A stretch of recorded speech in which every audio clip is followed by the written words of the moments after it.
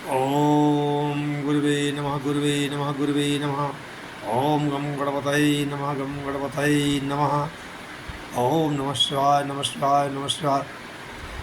देखिए,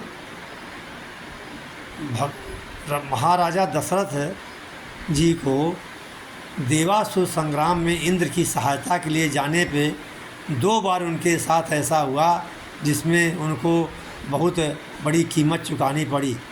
पहले में आप लोग सुने होंगे कि वो देवासुर संग्राम में मूर्छित हो गए थे, तो उनकी महारानी कैकेयी ने उनके रथ को हटा करके उनका प्राणों की रक्षा की थी, जिससे उन्हें 2 वरदान वो देने के लिए बोले थे, जिसमें एक में श्री राम जी को 14 वर्ष का वनवास और दूसरे में श्री भरत जी को 14 वर्ष का अयोध्या का राज्य मांगी थी।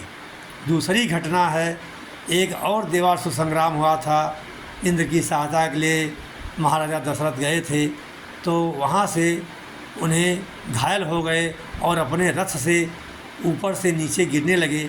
तो जो गिद्धराज जटायु थे वे उन्हें अपने पंखों पर ले करके और नीचे उतरे ताकि उनके प्राण की रक्षा किए। जब महाराज दशरथ होश में हुए मूर्छा से, तो उन्होंने कहा, मित्र आपने हमारी बड़ी सहायता की, बोलिए आप क्या चाहते हैं, आप जो कुछ चाहे हमें हमसे मांग सकते हैं। तो श्री गिद्धराज जटायु जी बोले, आप हमारे परम मित्र हैं और हमें क्या चाहिए, हमारे कोई संतान नहीं है, अगर आपके संतान होगी तो हमें एक संतान आप दे दीजिएगा। बोले ठीक है। तब जब महाराजा दशरथ के 4 पुत्र हुए तो उन्होंने भगवान राम को गिद्धराज जटायु को दान कर दिया।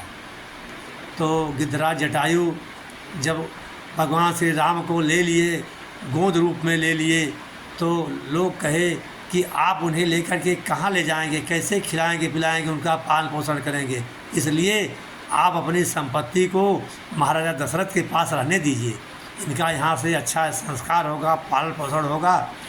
तो गिद्धराज जटायु जी उनको श्री राम जी को दशरथ जी के पास छोड़ दिए। इसीलिए जब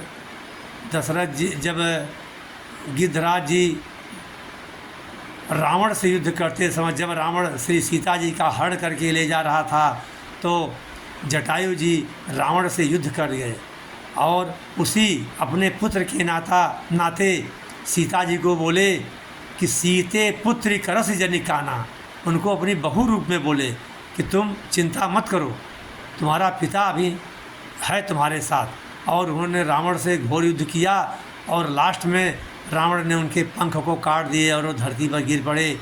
जब भगवान राम सीता जी का खोज करते करते रास्ते में गिद्धराज से भेंट हुई, तो भगवान श्री राम जी जानते थे कि ये हमारे पिता हैं और हमारे पिता के मित्र हैं।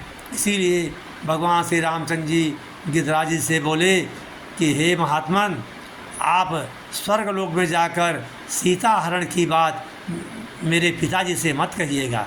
अगर मैं राम हूँ तो रावण अपने कुल के सहित जा कर के सब घटनाएं बताएगा। और कहते हैं कि भगवान श्री राम जी जटायु का अंतिम संस्कार किए, जैसे एक पुत्र पिता का करता है।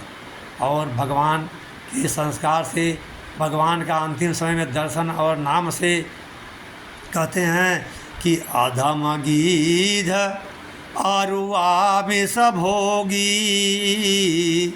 सोई गति दीन्ही जो जाचत जोगी। भगवान राम उन्हें ऐसी गति दिए जो कि ऋषि महात्मा मुनि जन्म जन्म तपस्या करते हैं और वो उस गति को मांगते हैं, फिर भी उन्हें वो गति सुलभ नहीं हो पाती।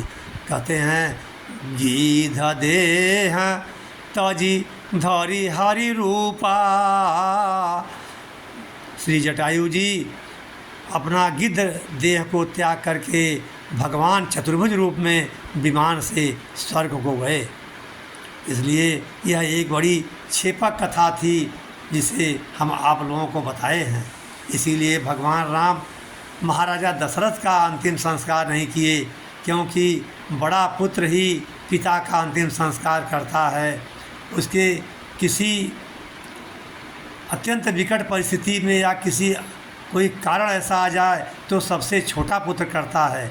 लेकिन भगवान राम बड़े पुत्र को दान कर दिए थे, इसलिए भगवान राम उनके कर्म के अधिकारी नहीं थे, इसीलिए भरत जी को बड़ा पुत्र मान करके उनका संस्कार करना पड़ा।